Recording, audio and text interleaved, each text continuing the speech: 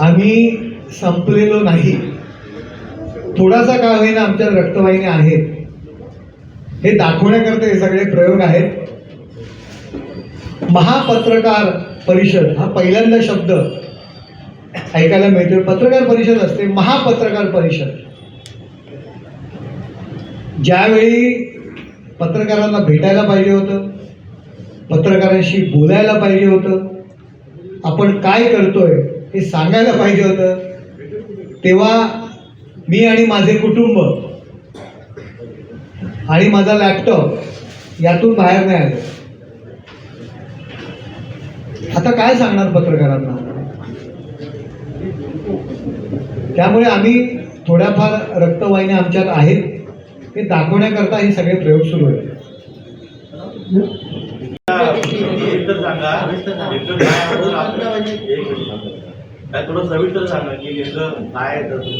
तुम्हाला समजेल, तुम्हाला समजेल, कळेल, असं सगळ्या गोष्टी लगेच सांगायच्या नसतात. परंतु तुम्हाला मी या ठिकाणी सांगतोय, आजच्या मीटिंगच्या पार्श्वभूमीवर सांगतोय, पहिले त्यांनी अशा मीटिंगी घेण्यापेक्षा जे आपल्याकडे आहेत लोक त्यांना थांबवण्याचा प्रयत्न करावा. बहुसंख्य आमदार आणि बहुसंख्य महत्वाचे पदाधिकारी शिवसेनेत प्रवेश करणार आणि माननीय मुख्यमंत्री एकनाथ शिंदे यांना पाठिंबा देणार. हे बघा, कायदेशीर निर्णय जो काही दिलेला आहे, कायद्याने जो कोणी निर्णय देतो तो बंधनकारक असतो. यांना सवय लागलेली आहे की आपल्या बाजूने जर निर्णय आला तर आपण चांगलं बोलायचं, नाहीतर टीका करायची. आणि आता जी काही उरलेले आमदार आहेत आणि उरलेले खासदार आहेत आणि आणखी उरलेले शिल्लक राहिलेले पदाधिकारी आहेत, ते थांबण्याकरता काहीतरी कारण पाहिजे. तुम्ही पाहताय 31 डिसेंबरला मुख्यमंत्री बदलणार, वेगळा येणार, अशा पद्धतीचे सुद्धा आरोप सुरू होते. तेव्हा मी सांगितलेलं, संजय राऊत यांना आम्ही डबल पगारी नोकरी देतो, वर्षाच्या बाहेर ओव्हरटाईम देतो. आपण बाहेर उभं राहावं, जसं शरद पवारांच्या घराच्या बाहेर उभे राहतात तुम्ही.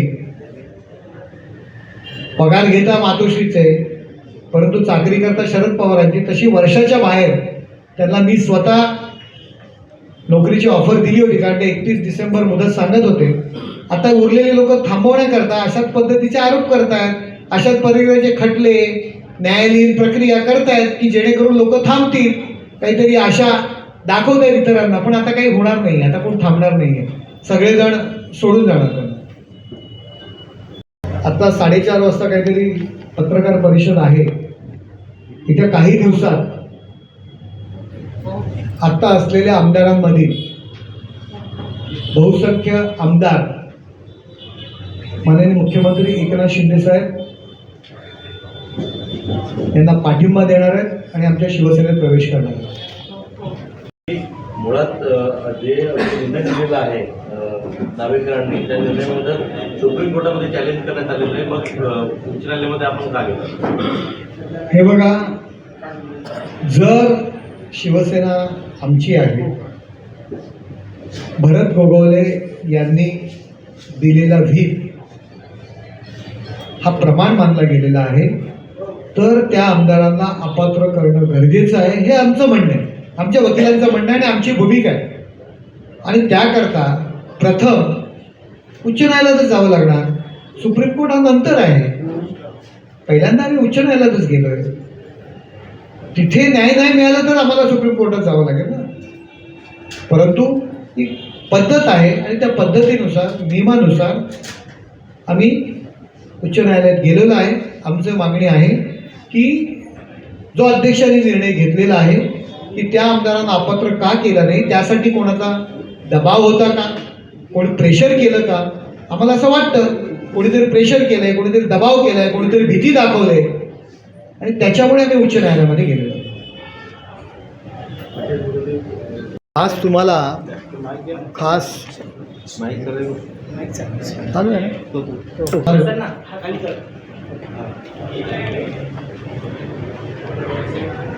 आपणा सर्वांनाच माहीत आहे की संपूर्ण हिंदुस्थानच नव्हे तर जगभरामध्ये श्री राम मंदिर निर्माण जो आनंद आहे तो सगळीकडे साजरा केला जात आहे. गेले कित्येक वर्षाची मागणी, करोडो रामभक्तांची मागणी, त्याचबरोबर शिवसेना प्रमुख माननीय बाळासाहेब ठाकरे यांचं स्वप्न होतं की अयोध्येमध्ये राम मंदिर निर्माण व्हावं. आणि आता तो क्षण आलेला आहे की त्या 22 तारखेला त्या राम मंदिरामध्ये रामलल्लाच्या मूर्ती स्थापन होणार आहे. माननीय पंतप्रधान नरेंद्र मोदी साहेब यांच्या प्रयत्नांनी अशक्य असलेली गोष्ट आता शक्य झालेली आहे.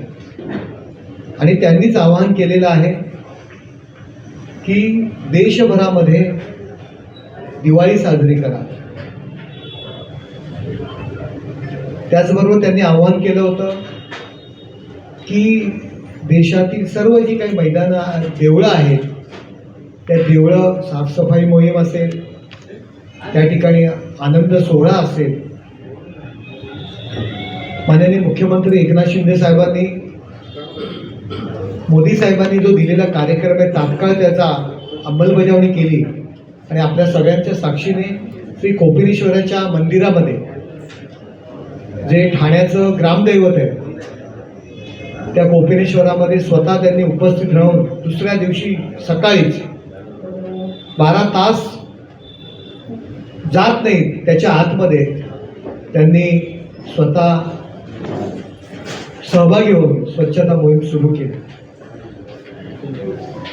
तशाच पद्धतीने ठाण्यामध्ये माननीय मुख्यमंत्री एकनाथ शिंदे साहेब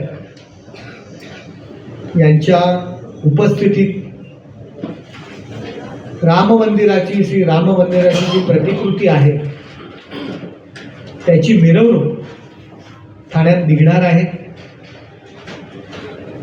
कोपिनेश्वराच्या मंदिरापासून ती जी मिरवणूक निघणार ती रजिस्टर ऑफिस आणि शेवटच्या टोकापर्यंत अहिल्याबाई होळकरांचा जो चौक आहे सन्माननीय, त्यांच्या तिथपर्यंत ती मिरवणूक निघणार आहे. राम मंदिराची प्रतिकृती त्या मिरवणुकीत असणार आहे आणि तिचं वाजत गाजत आपण मिरवणूक काढणार आहोत. संपूर्ण देश राममय झालेला आहे, पूर्ण जग राममय झालं आहे. ज्या ज्या ठिकाणी आपले भारतीय आहेत हे राम मंदिर व्हावं म्हणून दिघे साहेबांनी सुद्धा चांदीची वीट प्रथम अयोध्येला पाठवली होती. आणि त्यामुळे हे राम मंदिर होतंय हा प्रत्येक ठाणेकराचा सुद्धा त्या सोहळ्यामध्ये सहभागी होता यावं याकरता आपण हा सोहळा आयोजित केलेला आहे. त्या रथ मिरवणुकीमध्ये विविध भाषिक, विविध प्रांत यांचे विविध लोककला, त्याच्यामध्ये वारकरी असतील, लेझिम असेल, बँड असेल, श्रीरामाची प्रतिकृती असेल, अशी विविध नाशिक ढोल असेल, अशी ती मिरवणूक देखणी आणि लोकांच्या लक्षात राहील अशी मिरवणूक ती निघणार आहे श्रीराम मंदिर प्रतिकृतीची. आणि त्यानंतर तलावामध्ये त्याचवेळी तलावामध्ये तरंगता रंगमंच, तरंगता स्टेज आपण बनवतोय. त्यावरती श्रीरामावरती असलेली, प्रभू रामचंद्रावरची गीतांचा कार्यक्रम त्या ठिकाणी असणार आहे. त्याचबरोबर आपल्या तलावामध्ये श्रीरामाच्या आयुष्यावर एक लेझर शो, पहिल्यांदाच मासुंदा तलाव या ठिकाणी एवढा मोठा लेझर शो त्या ठिकाणी ठाणेकरांसाठी आपण करणार आहोत. त्यानंतर ठाणेकरांच्या वतीने आपलं ठाण्याचं कौतुक आणि ठाण्याचा अभिमान माननीय मुख्यमंत्री एकनाथ शिंदे साहेब आहेत, त्यांच्या हस्ते, जरी ते महाराष्ट्राचे मुख्यमंत्री असते तरी ते एक ठाणेकर आहेत आणि आपला हक्क त्यांच्यावर आहे, त्यांचा हक्क आपल्यावर आहे. आणि म्हणून सर्व ठाणेकरांच्या वतीने माननीय मुख्यमंत्री एकनाथ शिंदे साहेब रामाची आरती त्या तलावामध्ये होणार आहे. त्याकरता बनारसवरून जे काही महंत आहेत आणि त्या ठिकाणी जे आरती करतात ते महंत खास ठाण्यात येणार आहेत. एक वेगळा सोहळा त्या ठिकाणी तुम्हाला बघायला मिळणार आहे. त्याचबरोबर फटाक्यांची आतिषबाजी, प्रदूषणमुक्त अशा फटाक्यांची आतिषबाजी सुद्धा त्या तलावामध्ये मोठा शो त्या ठिकाणी होणार आहे. आणि अशा पद्धतीने हा संपूर्ण सोहळा ठाण्यामध्ये शिवसेना ठाणे जिल्हा शाखेतर्फे आम्ही साजरा करतोय. मुख्यमंत्री एकनाथ शिंदे साहेब आहेत, खासदार डॉक्टर श्रीकांत एकनाथ शिंदे साहेब आहेत, आमचे आमदार प्रताप सरनाईक, माजी आमदार रवींद्र फाटक, त्याचबरोबर उद्योग मंत्री उदय सामंत साहेब हे सुद्धा या सोहळ्यामध्ये सहभागी होणार आहेत. हा सोहळा यशस्वी होण्याकरता महिला आघाडीच्या आमच्या ठाणे जिल्हा प्रमुख सौ मीनाक्षी शिंदे, उपजिल्हा प्रमुख रमेश वैती, शहर संघटक ठाणे महापालिका अध्यक्ष अशोक वैती, आमचे शहराचे सगळे प्रमुख हेमंत पवार, राम रेपाळे, राजू फाटक, विलास जोशी, अनिल घोर, बाळा गवस, ही सर्व मंडळी, आमचे ठाणे किरण नागते असतील, शिवसेनेचे कमलेश चव्हाण असतील, ही सर्व पदाधिकारी पूर्णपणे गेल्या पवन कदम आहेत, गेल्या जवळजवळ 15-20 दिवसापासून याचं काम सुरू आहे. ठाण्यात आज म्हणजे तुम्ही पाहिले असेल ठाण्यामध्ये फ्लेक्ससुद्धा लागायला सुरुवात झालेली आहे. आपण आपल्या सर्व मीडियाद्वारे त्याची प्रसिद्धी करावी. आणि ठाणेकरांना जे आम्ही आव्हान केलेलं आहे की प्रत्येक ठाणेकराचा हा सोहळा आहे. ठाणेकर दिवाळी साजरी करायची आपल्याला आधीच, आणि ठाण्यामध्ये कधीही पहिली प्रथम कृती ठाण्यात केली जाते. 22 तारखेला प्रत्येक जण आपापल्या विभागामध्ये आमच्या शिवसेना शाखांच्या माध्यमातून शिवसैनिक, नगरसेवक, कुठे कुठे मिरवणुका आहेत, कुठे कुठे महाआरती आहे, विविध कार्यक्रमांचं आयोजन केलेलं आहे. पण संपूर्ण ठाणेकरांनी एकत्र हा 20 तारखेला जो संध्याकाळचा कार्यक्रम आहे 5:30 वाजता आमची जी काही रॅली आहे ती श्रीराम रथ रॅली ती सुरू होणार आहे. त्यासाठी खास पुण्यावरनं सुद्धा बँड आहे. अशी खूप चांगली जी काही प्रसिद्ध हलगी आहे, केरळाची लोककला आहे, विविध समाज आहे, हे सर्वजण, आणि शीख समाज असेल, मुस्लिम समाज असेल, हे सर्वजण या मिरवणुकीमध्ये सहभागी होणार आहे. ठाण्याची मिरवणूक असणार आहे. त्याच्यामुळे आपण ती प्रसिद्धी द्यावी आणि आपण सगळ्यांनी याचं चित्रांकन असेल, बातम्या असतील, प्रसिद्धी असेल. बरीच टीका झाली, 50 लोक कोणाच्या खर्चाने घेऊन चाललेत आणि ते 50 लोक दलाल आहेत. कोणी टीका केली? आदित्य ठाकरे हे आदूबाळ खरोखरच बाळ आहे आणि त्याला काही कितीतरी गोष्टींचा भ्रम म्हणजे काय म्हणतो ना, स्मृतिभ्रंश, स्मृतिभ्रंशच म्हणतात ना, झालेला आहे. तुम्हाला माहित आहे का, उद्धव साहेब ज्यावेळी मुख्यमंत्री होते आणि अशाच पद्धतीने डावोसला परिषद होती तेव्हा उद्योग मंत्र्यांनी जावं लागतं, परंतु आदूबाळ पर्यटन मंत्री असताना सुद्धा त्या डावोसला गेले होते. म्हणजे आपण लहानपणी आपण आई वडिलांशी भांडायचो की मला चॉकलेट पाहिजे, मला चॉकलेट पाहिजे, मला खाऊ पाहिजे, आणि हट्ट करायचो. अशाच पद्धतीने आदूबाळाने मुख्यमंत्र्यांकडे हट्ट धरला आणि ते स्वतः गेले. बरोबर कोण होतं याची यादी त्यांनी जाहीर करावी. ज्यांचा शासनाशी काही संबंध नाही, उद्योगाशी संबंध नाही, म्हणजे खऱ्या अर्थाने उद्योग, त्यांच्या इतर उद्योगाशी त्यांचे संबंध होते, अशी मंडळी आदित्य ठाकरे डावोसला घेऊन गेले. आणि सगळ्यात मोठी लाजिरवाणी गोष्ट आणि शर्मेची गोष्ट आहे, त्याच वेळी उद्धव साहेब यांची तब्येत खालावली होती. त्यांचं ऑपरेशन होतं, पित्याचं ऑपरेशन आहे, कठीण ऑपरेशन आहे. डावस झाल्यानंतर, परिषद संपल्यानंतर मुलांनी परत यायला पाहिजे होतं, परंतु हे आदूबाळ परत आलं नाही, आणखी कुठेतरी फिरायला गेलं. त्याचं त्यांनी ठिकाण सांगावं की बर्फामध्ये आपण खेळण्याकरता कुणाबरोबर त्या ठिकाणी बर्फाबरोबर खेळत होता. वडिलांचं एवढं कठीण क्रिटिकल ऑपरेशन असताना डावसला जाऊन आणखी कुठे कुठे गेलात आणि कुणाबरोबर बर्फामध्ये खेळत होता हे प्रथम जाहीर करावं आणि त्यानंतर माननीय मुख्यमंत्री एकनाथ शिंदे साहेब यांच्या डावस दौऱ्यावरती टीका करावी. सगळ्या लोकांना आम्ही ठाण्याचे आमदार खासदार सगळ्यांना बोलवणार आहोत. आपण ज्यांनी श्रीरामाबद्दल अपशब्द वापरले अशा माणसाला त्या कार्यक्रमात बोलवून हे आम्हाला चुकीचं वाटतं, म्हणून त्यांना काही आमंत्रण देणार नाही. कारण त्याला गालबोट लागल्यासारखं आहे. त्यांना आमंत्रण देणं म्हणजे गालबोट लागण्यासारखं आहे. हां, त्याच्यामुळे आम्हाला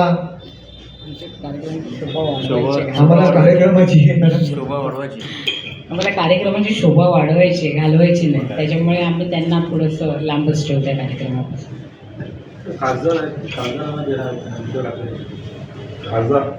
खासदारांनी नरेंद्र मोदी यांचं श्रेय हे मान्य करावं, त्यांच्या नेत्यांनी हे श्रेय त्यांचं मान्य करावं. राम मंदिराच्या अस्तित्वावरच संजय राऊतांनी प्रश्नचिन्ह निर्माण केलेलं आहे. रामाच्या मूर्तीवरती प्रश्नचिन्ह निर्माण केले. तुम्ही पहा 2 दिवसात, म्हणजे विनाशक आले विपरीत बुद्धी. आणि ज्यांनी राम मंदिराचं निमंत्रण नाकारलं अशा लोकांच्या उंबरठ्यावर हे लोक जाऊन बसत आहेत. त्यांनी मोदी साहेबांचं श्रेय आहे हे मान्य करावं. मी स्वतः जाऊन आमंत्रण देईन आणि त्यांच्या नेत्यांनी पण मान्य करावं. मी स्वतः त्यांच्या दाराबाहेर अर्धा तास उभं केलं तरी जाऊन उभा राहील आणि त्यांना आमंत्रण देईल, परंतु हे त्यांनी मान्य करावं.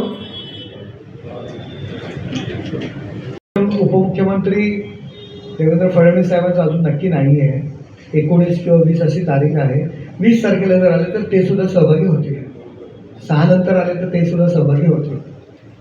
पण अजून त्यांचं 19-20 असं आम्ही कॉर्डिनेशन चालू आहे. अजून त्यांनी नक्की तारीख दिलेली नाही आहे, पण आले तर ते पण सहभागी होते. ठाण्याचे बरेचसे कार्यक्रम होत आहेत, पण मग ते माझ्याकडे तुमच्या समन्वय नव्हते की तुमची भाजप साथ वेगळे, तुमचं साथ वेगळे असेल? नाही, हा कार्यक्रम आहे श्री राम मंदिराचा आहे आणि भाजप म्हणून शिवसेना म्हणून प्रत्येक जण कार्यक्रम तो करतोच आहे आणि कार्यक्रम प्रत्येकाने करायला पाहिजे. हा प्रत्येकाचा सोहळा आहे. त्याच्यामुळे ठीक आहे, निवडणूक किंवा इलेक्शन हा विषय नाही आहे. निवडणुकीकरता, इलेक्शन करता आम्ही सगळेजण एकत्रच कार्यक्रम करतो. आपण पाहिला झालेला मेळावा जो काही अगदी प्रचंड गर्दी होता, परंतु प्रत्येक जण, प्रत्येक शाखा, प्रत्येक विभाग, प्रत्येक एरिया हा कार्यक्रम करतो. आणि म्हण आहे थेंबे थेंबे तळे साचे. असे प्रत्येकाने छोटा छोटा कार्यक्रम केल्यानंतर एक मोठा महासागर ॲटोमॅटिक तयार होतो आणि तशा पद्धतीने आमचं कामकाज सुरू होतं. 22 तारखेला पण वेगळे प्रत्येक शाखा, 22 तारखेला पण प्रत्येकाच्या विभागामध्ये, प्रत्येक शाखेवर, प्रत्येक मंदिरामध्ये सुद्धा कार्यक्रम आयोजित केलेले आहेत. महायुतीतर्फे का फक्त शिवसेना? ही महायुती प्रत्येकजण साजरा करतो, प्रत्येकजण साजरा करतो. म्हणजे माझ्या माहितीनुसार की आजच मला कार्यक्रमानिमित्त आहे की शरद पवार गटाची माणसं सुद्धा साजरी करतात असं मला, आता त्यांना नंतर पक्षात ठेवतील की मला माहिती नाही, परंतु शरद पवार गटाची माणसं सुद्धा कार्यक्रम साजरे करतात. त्यासाठी खास पुण्यावरनं सुद्धा बँड आहे. अशी खूप चांगली जी काही प्रसिद्ध हलगी आहे, केरळाची लोककला आहे, विविध समाज आहे, सर्वजण, आणि शीख समाज असेल, मुस्लिम समाज असेल, हे सर्वजण या मिरवणुकीमध्ये सहभागी होणार आहे. ठाण्याची मिरवणूक असणार आहे. त्याच्यामुळे आपण ती प्रसिद्धी द्यावी आणि आपण सगळ्यांनी याचं चित्रांकन असेल, बातम्या असतील, प्रसिद्धी असेल आपल्या माध्यमातून द्यावी. रॅलीमध्ये आपण तर सगळेजण सहभागी असाल, व्हालच, यामध्ये कुठल्याही प्रकारची शंका नाही. परंतु आतमधला जो काही सोहळा आहे तो जे काही आपले चॅनल्सवाले आहेत, यूट्यूबर्सवाले आहेत, त्यांच्याकरता आपण नौकानयनच्या ठिकाणी बोटीची व्यवस्था केलेली आहे. तर त्याच्यामधून चॅनल्स, फोटोग्राफर्स यांना आतमधला जो काही सोहळा आहे त्याच्यासाठी पण आपण व्यवस्था केलेली आहे. त्या माध्यमाद्वारे तुम्ही तलावामध्ये आतमध्ये येऊ शकणार आहे. पण खूप चांगला सोहळा बऱ्याच दिवसांनी, आणि हे सर्व सोहळा कुठली इव्हेंट कंपनी मॅनेज न करता आमचे शिवसैनिक त्याच्यामध्ये सहभागी आहेत आणि सर्व शिवसैनिक तो सोहळा करतात, याची सुद्धा एक आमच्या दृष्टीने महत्त्वाचं आहे.